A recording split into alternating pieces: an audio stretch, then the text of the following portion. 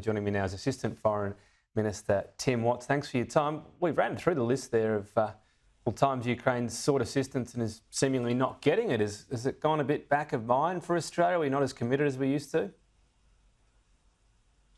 Well, Tom, I'm proud to say that Australia has been one of the most significant non-NATO contributors to Ukraine. You know, we want to see the conflict between Ukraine and Russia ended on the terms of the Ukrainian government. And we provided very significant both military and humanitarian support to that cause. In fact, $910 million worth of support.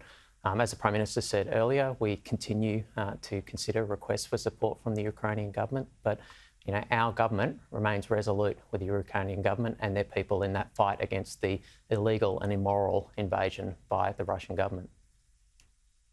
So is there any indication, though, on this latest request? Because Ukraine says this is urgent and we're sort of getting very vague responses from the Prime Minister. What's really going on here?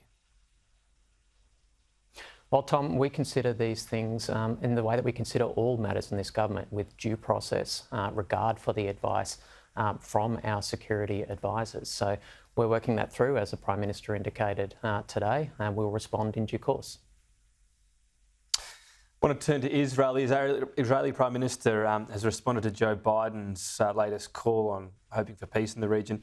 Benjamin Netanyahu says Palestinian sovereignty is not compatible with Israel's security needs. Is the two-state solution effectively dead? Well, Tom, these are deeply disappointing comments. The Australian government supports the aspirations of the Palestinian people for self-determination and ultimately for a state of their own. We need to appreciate that the only way to resolve this conflict is through a negotiated settlement where Israelis and Palestinians can live side by side in security and prosperity within internationally agreed borders. Now, the only way we're going to get there is through a negotiated settlement. Security responses alone will not resolve this conflict. So our position as the Australian government, we've been very clear, along with many other countries around the world, in saying to the government of Israel and to the leadership in Palestine that they need to get back on track for that.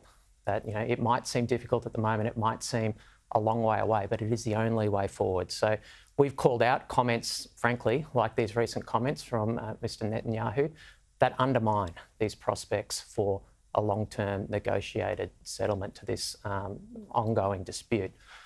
We've also called out other obstacles to peace, like illegal settlement activity in the West Bank, and we've made it clear that in a post-conflict world, there can't be any reduction in the size of the territory of Gaza, and there can't be any permanent Israeli presence within Gaza. And we call these things out because they are obstacles to that permanent, ongoing, just and enduring resolution of this conflict that we so desperately need now.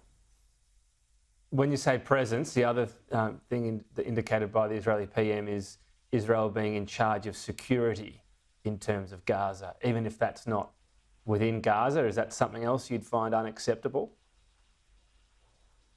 Well, we've been very clear on this, as has the United States government, that there can't be an ongoing presence from Israel in Gaza post-conflict. The status quo before October 7 was serving no one. We need to get to an enduring settlement between the parties where Israelis and Palestinians can live side by side in peace and prosperity. The only way we'll get there is through a negotiated settlement. That's why recent trips to the Middle East by myself and by the Foreign Minister Penny Wong, this is the message that we were delivering to partners and to governments of influence in that region to impress upon both the Israeli government and the Palestinian leadership. Australia is not a decisive voice in this. We're a respected voice, and we use our voice to advocate for that long-term solution to this conflict. The Australian government has said from the outset that Israel has a right to defend itself, but it also mattered how that was carried out, if you like. It needed to be proportionate. Has Israel gone beyond what is proportionate, in your view? Well, you're right to say, Tom, we've been clear and consistent since the outbreak of this conflict in saying that Israel has a right to defend itself against the appalling terrorist attacks committed by Hamas on October 7, the appalling sexual violence, the appalling murders, the appalling kidnapping and hostages that are still held in Gaza.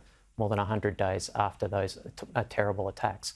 We've also said that the way Israel exercises this right of self-defence matters, and that while Hamas has flagrantly trashed international law, international humanitarian law, Israel, as a democracy, is held to a higher standard, as all democracies bring onto themselves. So we've made it clear that principles of international law like proportionality, distinction, precaution must be upheld by Israel, and we've called on them to live up to their commitment to live up to and uphold international law. We've seen a harrowing loss of innocent civilian life in Gaza during this conflict, and it needs to stop. What does that actually mean, though, that it's gone beyond what's proportionate in your view, and why? Well, we supported a resolution in the United Nations for a humanitarian ceasefire to preserve civilian life in Gaza. And we think that's an important step towards an enduring ceasefire that can't be one-sided. You know, we've said very clearly that Hamas needs to return hostages, that there needs to be a cessation of rocket fire from Hamas into Israel, that these are essential requirements for any enduring ceasefire between the parties. Just want to get you quickly as well. You'll be here in Canberra soon, half your luck. Nice time of the year in Canberra. But why is this a good use of taxpayer money for Labor MPs to be flying here? You'll be here in a couple of weeks anyway. What's going to be sorted out at this special meeting of caucus that couldn't have been done in a couple of weeks? Tom, I know that the news cycles can sometimes be slow over the summer break, and that desperate oppositions can get up pretty weak yarns at this time of the year. But really, like, members of the government turning up for work is now a news story.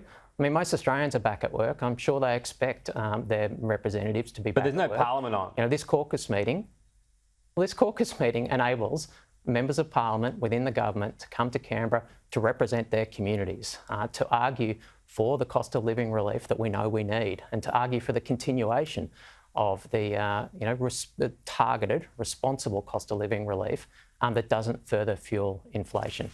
I'm looking forward to going to Canberra. I know that the whole ministry is already up in Canberra for cabinet meetings. Many MPs are already up there.